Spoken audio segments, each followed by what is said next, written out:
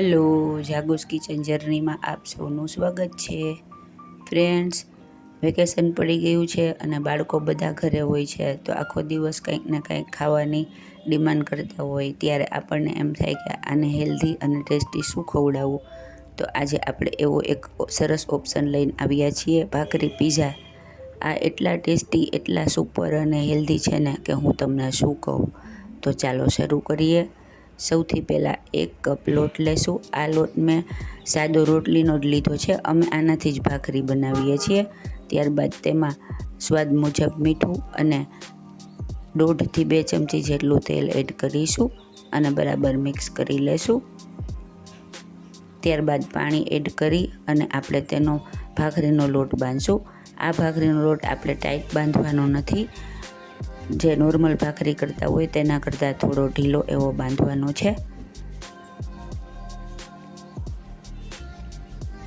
જુઓ, આવો આપણે લોટ રેડી કરીશું. ફ્રેન્ડ્સ, અમે રોટલીના લોટની જ ભાખરી બનાવીએ છીએ. તમે શેની બનાવ્યો છો તે મને કોમેન્ટ બોક્સમાં જણાવજો.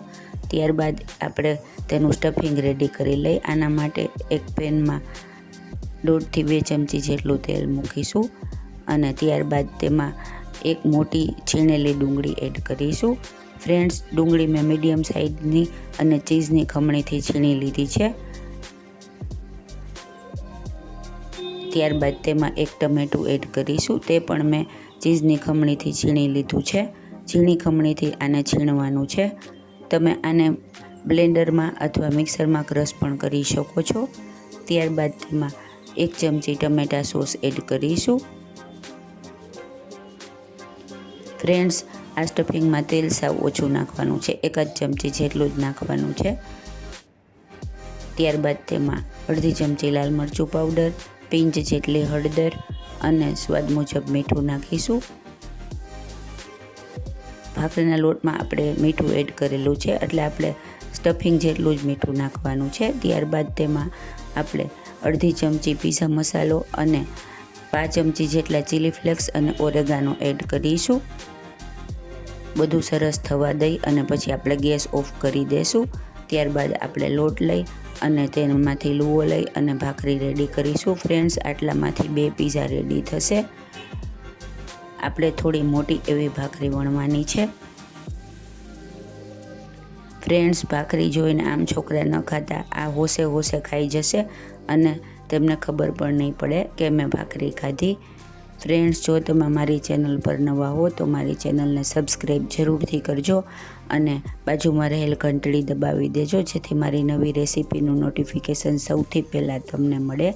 હવે આવી રીતે કાંટાની મદદથી આપણે આવી રીતે ઇમ્પ્રેશન આપી દઈશું, જેથી આપણી ભાખરી ફૂલાય નહીં. ફ્રેન્ડ્સ, ડોમિનોઝના થિન ક્રસ્ટ પીઝાને પણ આંટી દે એવો આ પીઝા રેડી થાય છે, તો તમે એકવાર ચોક્કસથી ટ્રાય કરજો. હવે આપણે એક ફ્લેટ લોઢી હોય ને તેવી લોઢી લેવાની છે. તેનું તળિયું ઊંડું ન હોવું જોઈએ. હવે ત્યારબાદ આપણે જે બાજુ ઇમ્પ્રેશન આપી હતી તે ઊંધી સાઈડ રાખી અને મીડિયમ ગેસે બ્રાઉન થાય ત્યાં સુધી એક પડ શેકીશું અને પછી ગેસને સાવ ધીમો કરી નાખવાનો છે. હવે આપણે તેની ગેસ ઉપર જ આવી રીતે મસાલાને બધું કરીશું. હવે આપણે ભાખરી ઉપર બટર લગાવીશું.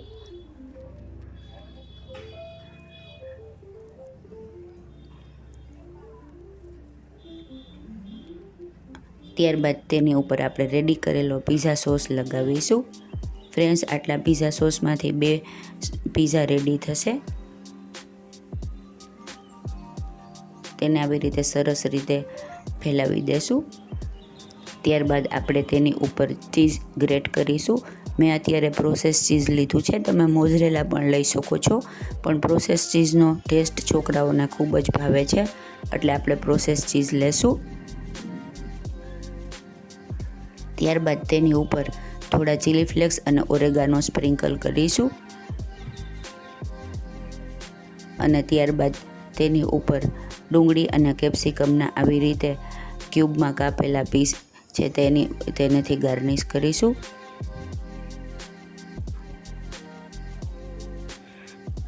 તમે આની ઉપર ટમેટાં પણ એડ કરી શકો છો, જો તમને ગમતા હોય તો. તે પણ સરસ લાગે છે. ફ્રેન્ડ્સ, લાગે છે ને લુકમાં એક જોરદાર ખાવામાં એટલો ટેસ્ટી અને એટલો જ મજેદાર છે. આવી રીતે પીઝા બનાવ્યા હોય તો બધા ભાખરી એકદમ હોશે હોશે ખાશે અને પીઝા ખાવ્યાનો આનંદ પણ મળશે. ફ્રેન્ડ્સ, થીન ક્રસ્ટ પીઝાને પણ આંટી દે એવા સરસ આ પીઝા બને છે, તો તમે ચોક્કસથી ટ્રાય કરજો. ચીઝ મેલ્ટ થાય ત્યાં સુધી આપણે તેને ઢાંકી અને જોઈ લેશું. આપણું નીચેનું પણ એકદમ સરસ સુપર ક્રિસ્પી બની ગયું છે ને એકદમ જોરદાર. હવે આપણે તેને નીચે લઈ લેશું. જોતાં જ મોંમાં પાણી આવી જાય એવો આપણો સુપર ટેસ્ટી અને સુપર ડિલિશિયસ ભાખરી પીઝા રેડી છે. તમે તેને એમનેમ પણ ખાઈ શકો છો અને ટમેટા સોસ ભાવતો હોય તો તેની સાથે સર્વ કરી શકો છો. ફ્રેન્ડ્સ, તો આ વેકેશનમાં અને આ IPLની સિઝનમાં તમે તમારા બાળકોને ચોક્કસથી ખવડાવજો અને ચોક્કસથી બધા ખૂબ જ ખુશ થઈ જશે. ફ્રેન્ડ્સ, આપણો સુપર ટેસ્ટી સુપર ડિલિશિયસ એવો ભાખરી પીઝા રેડી છે. હવે આપણે તેને કટ કરી અને જોઈ લેશું. જુઓ, એકદમ સરસ ક્રિસ્પી અને એકદમ સરસ તરત જ કટ થઈ જાય એવો આપણો ભાખરી પીઝા રેડી થઈ ગયો છે. મેં અત્યારે એને 4 પીસમાં કાપેલો છે. તમે 6 પીસ અથવા 8 પીસમાં પણ કાપી શકો છો.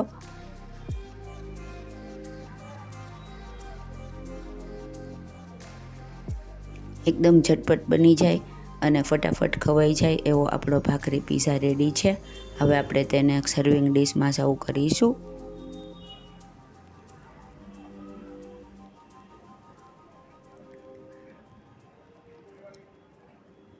ફ્રેન્ડ્સ, ઘરે ચીઝ પડી હોય તો બાકી બધી વસ્તુ તો આપણા ઘરે હોય જ છે.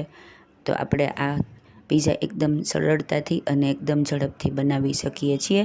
તો તમે પણ ચોક્કસથી ટ્રાય કરજો. ફ્રેન્ડ્સ, જો તમને મારી રેસીપી પસંદ આવી હોય તો મારી ચેનલને લાઇક, શેર અને સબસ્ક્રાઈબ જરૂરથી કરજો.